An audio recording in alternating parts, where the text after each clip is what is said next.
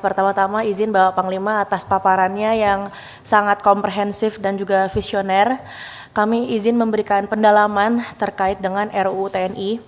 Yang paling menjadi concern kami, salah satunya adalah terkait dengan penambahan usia pensiun.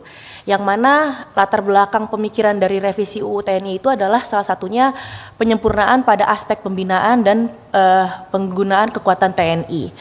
Dengan adanya penambahan usia pensiun tentunya kami setuju karena di usia 60-an itu kami kira seseorang masih dianggap kuat dan produktif baik secara fisik maupun secara berpikir.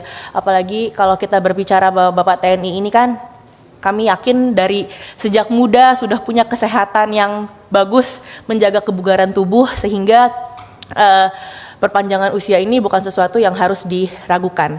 Namun ada beberapa pertanyaan dari kami Bapak dan masukan, mohon izin yang kiranya bisa Bapak jawab dalam kesempatan kali ini. Yang pertama adalah terkait dengan apa korelasi antara penambahan usia pensiun dengan produktivitas yang diberikan oleh para jenderal Bapak. Karena izin Pak, ini semua tentu harus kita pahami, harus terukur betul. Kalau perlu dengan diberlakukannya RUU baru ini dan penambahan usia pensiun Pati, maka harus ada asesmen tambahan agar nantinya yang naik pangkat adalah benar-benar yang best of the best.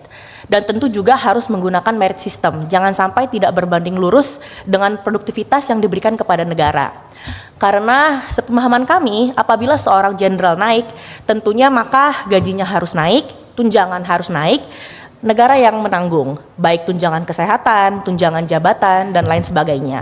Sementara di sisi lain, beban postur TNI dalam pertahanan negara juga fokus kepada modernisasi alutsista. Nah, apakah perpanjangan pensiun ini berimplikasi kepada kekuatan pertahanan kita? Jangan sampai ada ketimpangan antara belanja pegawai dengan sistem pertahanan kita. Sehingga mungkin kami ingatkan jangan hanya sekedar ada euforia penambahan umur dan jangan sampai membebani negara. Karena kan kami yakin izin Pak bahwa Bapak Jenderal ini kan jiwanya pejuang.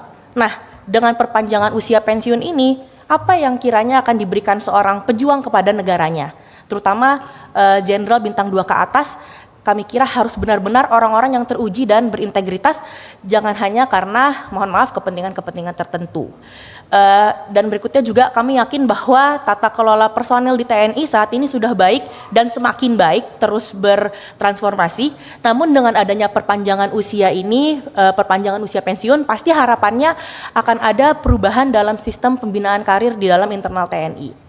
Kemudian juga pertanyaan berikutnya, bagaimana dengan nasib junior-junior yang sekarang ini sudah jenderal bintang 1 ataupun bintang 2, yang pensiunnya mungkin masih 8 tahun bahkan lebih.